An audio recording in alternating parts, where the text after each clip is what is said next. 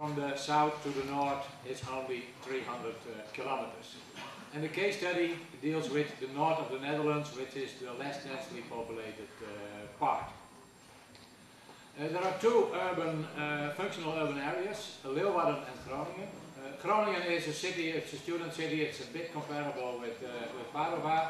It has 200,000 inhabitants and 50,000 students. Leeuwarden is smaller, it only has about 100 to 110,000 inhabitants. And the total of the Netherlands has about 16 million, so in the north are about 2 million. So these are the functional areas. And it consists of 3 provinces and 68 municipalities, and that's the governing bodies. You also see some island, the West Frisian Island, and these are important because this is part of a UNESCO World Heritage Area, the so-called Waddenzee region, and this lasts from the Netherlands, north of the Netherlands, to the southern part of Denmark. So also one of the other regions, the region of southern Denmark, is part of this Waddenzee region. So it's interesting for us to take part in this OECD project also with another region on the other end of this wetland area. And also people from the southern Denmark region are here in front, so they can take part in the discussion. The Waddenzee area is a World Heritage, and one of the challenges is of course to keep this wetland area as a nature area, but also to benefit from it in an economic way. I will come back to that later. It's a very nice area. It's very famous for migratory birds, and it's the largest wetland area in the world. So for nature value and for migratory bird, it's very important. And then you come on the challenge with ecological values and other values, and you have to make a compromise. So you have to have a resilience, a strategy for both the social point of view, the ecological point of view, and the economic point of view. There are some problems because in the area are also industrial sites, and these industrial sites are not part of the World Heritage because they are afraid, if this is World Heritage, that it will have a limit on economic activities. But of course, when you have big power plants, dredging, this can be a threat for the ecosystem. So this is the setting.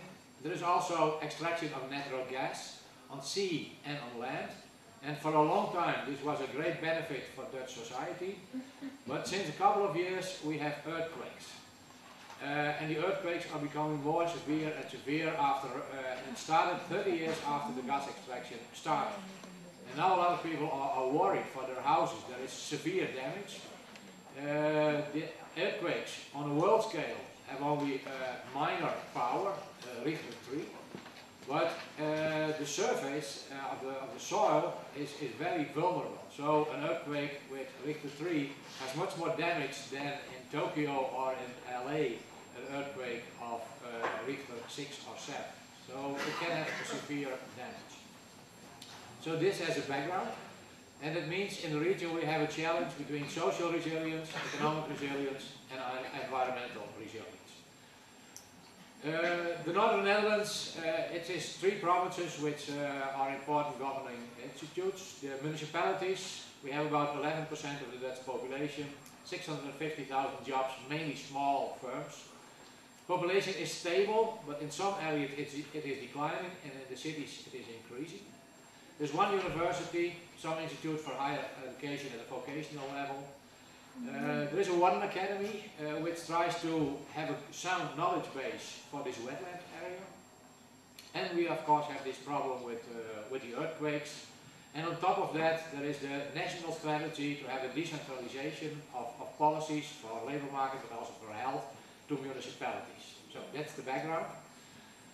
Then we were very happy that we could take part in this OECD case study because it learned us where we are and also in an international setting. And it gives some interesting results. Paolo already mentioned the different dimensions. And the scores of the north of the Netherlands were sometimes very logical for us, but sometimes also surprising. I will not go to the details of all these indicators, but for instance, for environment, we were at the bottom 41% and also with income. We thought we do reasonably well, but it is measured as air quality, and I think then we are close to a lot of major cities. It's only 200 kilometers, and we think it's far away, but we still suffer from bad air quality, relatively to many other regions. So it's important to take this into account. And we were also surprised that we were top #1 to access to broadband in the Netherlands, and also at the top 80% in all OECD countries. Because we have a problem with broadband access, we thought, what is the problem? The problem is that in all the big cities and in the big villages, everyone has a score of 100% to access to broadband. But there are some isolated spots and they don't have broadband. And so it's still a problem because there are some schools in this area where the children don't have access to broadband. Firms don't go there because there is no access to broadband. So you have to look into the details and it makes you think when you see this type of scores, okay, how is this possible? So even if you are not completely happy with indicators, it makes you think, why are we here? Now, some demographic trends were very familiar for us. The Northern Netherlands, the population increase is very stable, or it's a little bit increasing, but compared to other countries, to other regions, we do not very well. And we have the problem of aging. Aging is most severe in our region, and that may lead to future well-being problems. What we also see as this change in population has a mixed pattern. There are municipalities very close to each other, and one municipality does quite well and another not. And that has to do with the social structure, but also where the railways go, where there is good access to broadband. So this picture is very good to start thinking about where are our problems and what can we maybe do. Because there is a correlation of population growth with municipality size, we see a concentration that people move to the bigger cities, and we see that most people move from the far away regions to closer to the regions around the big cities. And this migration is selective, so we have spatial sorting. The low educated, less mobile, elder, less entrepreneurial people, they stay away in the regions farther away from the center. Maybe this will stay, this will change in the future when there is better access to broadband, when the location between work and residence becomes more flexible. But now we face this problem of spatial sorting. Some people migrate, but the elderly, the low educated don't move. So we see a tendency that people migrate to the areas with the highest GDP. But we also see that in the regions with high unemployment, people don't move. And you expect that people move from the areas with high unemployment to the other areas. But that's not the case. Because the people who are remaining in these regions are low educated and less mobile. And they are often old. So they want to stay in the region where they are born. Now, on average, the Northern Netherlands does quite well. The employment rate is substantially higher than in the OECD average, but it's lower than in the rest of the Netherlands. Same with the unemployment rate. It's higher in the north of the Netherlands, but compared to the OECD average, we do quite well. Labor productivity is high and GDP is high, but you should be a little bit careful about that because we have this natural gas extraction. And natural gas is statistically allocated to the north of the Netherlands. But the population only benefits to a limited amount. But they have the negative effects of the earthquakes. These are much more localized than the profits from the natural gas. Safety, it's a very safe area. When you look at car thefts, bicycle thefts, they are low. The murder rate is also quite low. So in that respect, it's a very safe area. There is this concentration of people around the big cities, but it does not lead to problems with the environment in terms that a lot of forest area is demolished to be substituted for housing. No, we substitute agricultural land, which only has some value for nature, but it's quite limited. And spatial planning manages to use the the best areas for housing, which are not affected negatively by nature, negative nature effects. Quality of governance, that was an interesting result for us, because the people in the north have a very high trust in quality, but they have a lower than average national trust in other people. Maybe the people in the north are a bit more suspicious, I don't know. But it was a bit of surprise for us. But on both indicators we do better than the OECD average, so we should not be too worried. But we're still thinking, how is this possible? I think maybe the earthquakes might affect the high score for quality of the government, because I think this indicator was before that the earthquake problem really became very severe. But we will see how this develops over time. Maybe there could be a relation, this interaction where Paolo thought about, between vehicle thefts, for instance, and unemployment rates. But we find for the Netherlands there is some positive relation, so the higher the unemployment rate, more vehicle thefts. But in the north the unemployment is higher than in the rest of the Netherlands, and we don't see a significant relation. So it's not always that what is valid on the country level is also valid in the region, even if the indicator is worse in that region. There are several strategies of gathering data, try to improve the well-being situation. Like in most other European regions, we have a regional innovation center, RISC-3 approach. Specific for the region are a lot of effort in building a big data set about healthy aging. And this follows people over a long time, and it's a very broad survey. And it's also linked to economic indicators. And we have, for this wetland area, a large monitoring program, which also uses a lot of indicators. But the problem is that the three are not connected very well. Paolo already showed this graph, so I will skip this one. The OECD summary indicates that overall the well-being in the Netherlands is quite okay. But what we lack, and that is clearly indicated, is a single strategy for well-being. It's very fragmented. Municipalities do something, provinces do something, in certain areas there are initiatives, but it's not an overall strategy. We have a lot of sophisticated data, but the provinces and the municipalities are not using it very well. I think most of the indicators are developed by scientists, but the connection with the policymakers is still a weak point.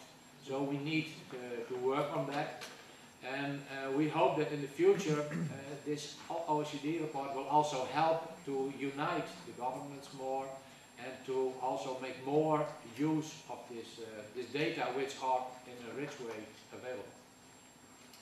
So what's next is we need more effective collaboration between the scientists and the government, and also the government, different levels of government have to cooperate more, and we need to have the people more involved. And from my perspective as a scientist, it means that we need multidisciplinary research, multi-scale analysis using microdata, cross-border initiatives, future-oriented, we should use big data, and we need to have the connection with science and policy. And I briefly show you some of these indicators. And that is connected to this Wadden-Sea region. We try to have this balance of goals between social resilience, economic resilience, and environmental resilience. And this World Heritage, does it have a sound base for economic development? Now, there have been some studies. There are about 900 World Heritage sites. A lot of them are in Italy. But only 20 are really that it is an economic driver. And a lot of them only cost money. So what can we do to improve this balance that the World Heritage can be used for increasing the well-being of the people? Now, there are a lot of possibilities. I will not go into detail about this. But what we need is a monitoring system, but we also need to understand how things work. And there is a project started which uses monitoring, but also tries to understand how mechanisms work, and then at the system approach, including ecology and economic indicators. And it requires that you look at different spatial scales, because sometimes you find things at the municipality level which can be handled at the municipality level, sometimes at the level of provinces, but a lot of things have to be handled in a trilateral way, because the water of the wetland goes, of course, across borders. So you have to have a more comprehensive policy for these issues. And you need to have data for a lot of indicators, population change, but also mussel bed, employment in fisheries, in order to get the right outcomes. One of the new ideas we have is the so-called hotspot monitor. Then people are asked to indicate on the website which are the important areas for your well-being. And they can indicate this in a circle of 5 kilometers around their house, 20 kilometers at a nation scale, but also worldwide. And then it turns out that some nature areas close by are very important for people's well-being. Now, we can map that, and then you can find the interested areas also for tourism. We did as for the one area, which are the interesting things. Now, there are some interesting results. If you see the map in the middle, you see that in Germany, the coastal area, not only the islands, but also the coastal areas are high value. On the Dutch side, the coastal areas are not valued at all. Why not? We don't know, because the coastal area, it's very much the same. But it might have to do with that the Germans have a much smaller coastline than the Netherlands, so we have coast everywhere. That might be the case because we also know where the people who value the wetland, where they come from. And then we see that in the Netherlands, halfway the Netherlands, which is only, the total length is only 300 kilometers, but after 150 kilometers, people do not value the wetland area very high. Where in Germany, it goes to the south of Germany, where they have higher value for this area than in the south of the Netherlands, which is much closer by. So you see this difference. Also in Denmark, you see that close to the one area, they have a high value, but Denmark also has a lot of coastal areas, so they also value other parts of the coast. So you have to take that into account. Finally, what we want to do is we want to make a science policy matrix. That means we want to identify the relevant policy issues, and we want to connect that with scientific knowledge. That ends up in this type of thing. What you see is you see boxes of different sizes and with different colors. What does it mean? When it's a big box, it means it has a high degree of concern to management. So policymakers think, okay, we need to do something with it. And the color indicates, do we know what to do? When it's green, the policymakers know it's a big problem, and they also know what to do. But if it's red, it means they identify a big problem, but they don't know what to do. And in this way, we try to connect scientific information with policymakers. Because as a scientist, when you see, okay, we don't want to investigate the problem, policymakers always think you need a lot of money and you do your hobby.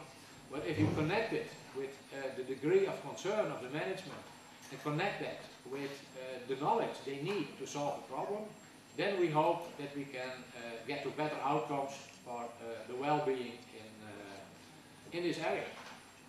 That's it. Thank you for your attention.